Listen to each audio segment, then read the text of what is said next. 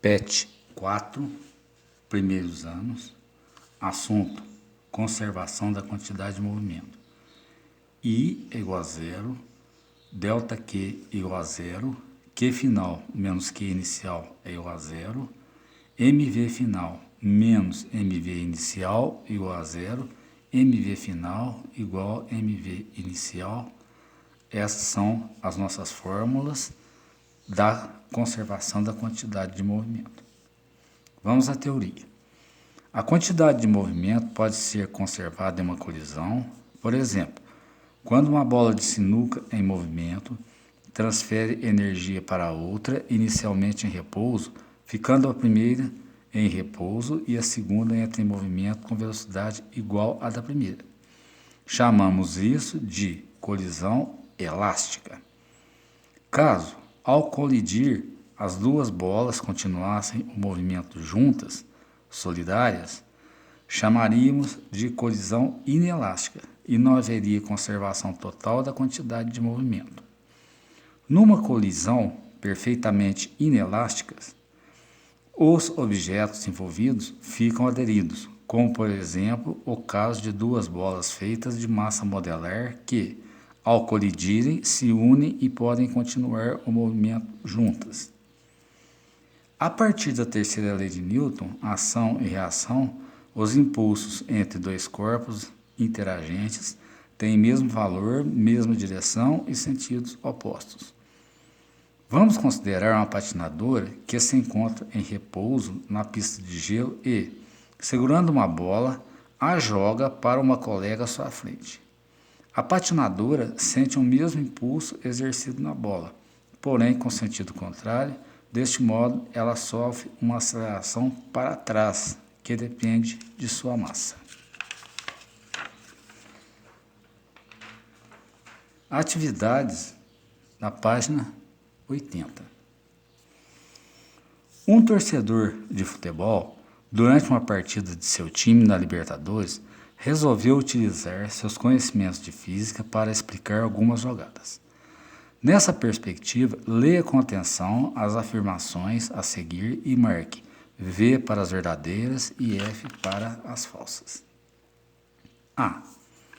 A força que o jogador exerce sobre a bola ao chutá-la é igual à força que a bola exerce sobre o pé do jogador. Ação-reação, terceira lei de Newton, A, verdadeira.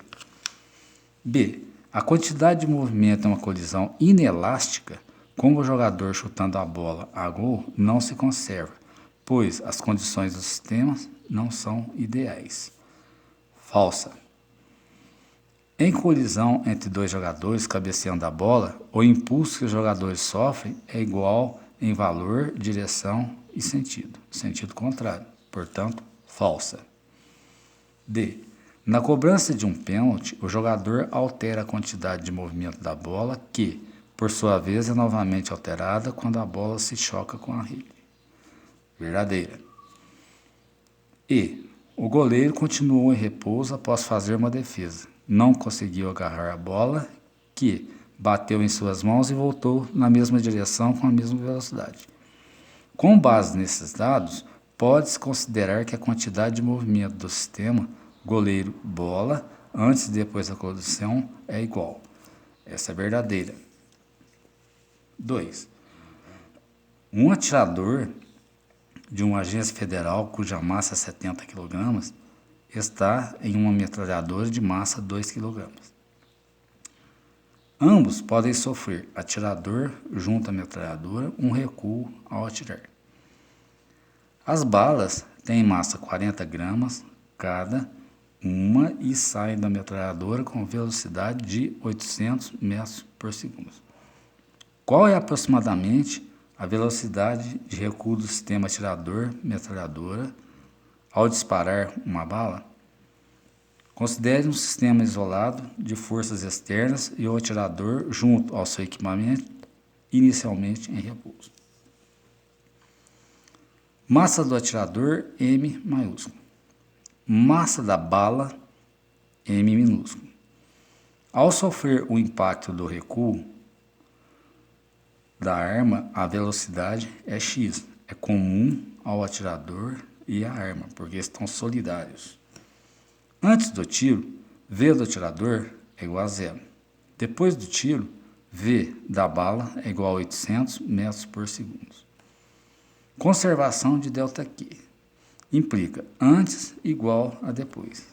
Ou seja, M maiúsculo mais M minúsculo, que multiplica X, que é a velocidade em comum, é igual a M maiúsculo vezes V mais M minúsculo vezes V. Substituindo esses dados. Mas antes eu tenho que fazer a conversão de 40 gramas em quilogramas, para ficar no Sistema Internacional SI.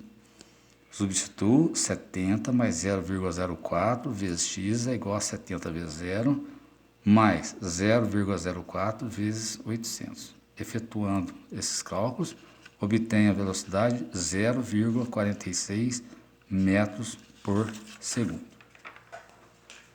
Encerrando atividade 3, dois patinadores de massas iguais, a 80 kg, na última volta de uma final de competição de patinação de velocidade, móveis com a velocidade 54 km por hora e 63 km por hora. Em uma tentativa de ultrapassagem, os patinadores colidem e seguem juntos, ou seja, solidários, até a linha de chegada. Qual a velocidade com que os patinadores cruzam a linha de chegada? M1 igual a 80 kg, M2 igual a 80 kg, V1 54 km por hora, V2 63 km por hora. Após a colisão, continuam solidários e com velocidade comum x, que antes é igual a que depois, conservação do momento, M1V1 mais M2V2 é igual a M1 mais M2 que multiplica x. 80 vezes 54 é igual a 80 vezes 63, que é igual a 80 mais 80 multiplicado por x. Desenvolvendo esses cálculos, eu vou ter que x é igual a 9.360 dividido por 160 e obtenho 58,50 km por hora.